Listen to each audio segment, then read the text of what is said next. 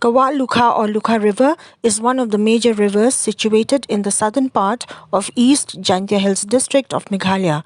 For the past 7 to 8 years, residents of the area had noticed the deep blue appearance resulting in the death of aquatic life in the river. The changes in quality of the water may be attributed to various activities like coal and limestone mining, manufacturing of cement, deforestation, and such activities in the catchment area.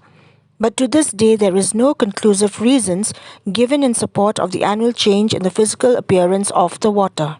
While on their recent visit to East Jaintia Hills, newspersons were able to speak with Mr. Dayapher Lamare, who is the Secretary, Sonapur, and also Secretary of Nriushnong Wak Lukha Association, who said that the confluence of Wak Lukha with Wak Lunar may have caused the change in the color of the water. He also informed that the project cost for cleansing of Lukha River amounts to Rs 2.5 crores and tendering for the same had been initiated.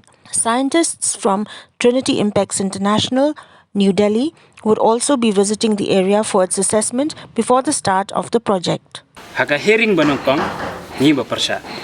Haga jingilam jonga ni persa bali ni konsen ya Kawak Lukha mo. Total project cost na menta Wak Lukha 2.5 crore.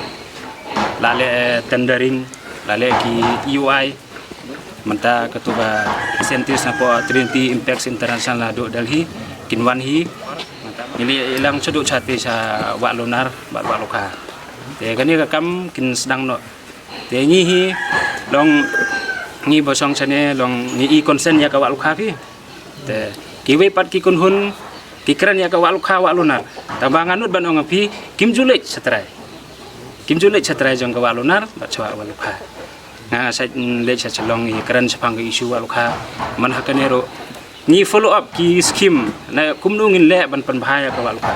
Mar Kawak Lukha kala long dari river fi fikan mau ndu asnam arah jarnyo. Te habaga long kumne ni de ban wat ki solution ken. Kumno ban penbah, kumno ban revive biang ya kene Kawak mo.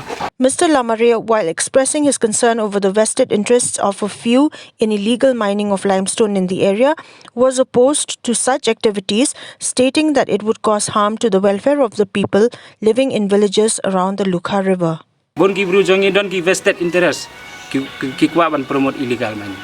Long tama mentoy yala devi self interest ya ki we pat kim perkhat ya ka environment dan ya ki bru kumno ban yo kam yo jam kum ha kane ka chnang baru kanung ki graduate kum site ki chnang jingi downstream bon ki chnang manta sumun ngi expect ada kini ki legal mining ki yo ban trekam kin create employment and employment opportunities will be created long kumta te ka long concern gen long yang gen te manta sumut fi lada khang kini ki company kanung ki biru kin yabja hado arah jarngut lah jarngut ki biru batre kini ki lokal kini kim de ki skill fi kini kim de ki skill labor kini kim de ki skill labor chumula da de skill labor smut fi la long qualified lada khang kini company fi resign fi la ban tre siwe ta malong ha perkhat liang ha perkhat boro ar liang ke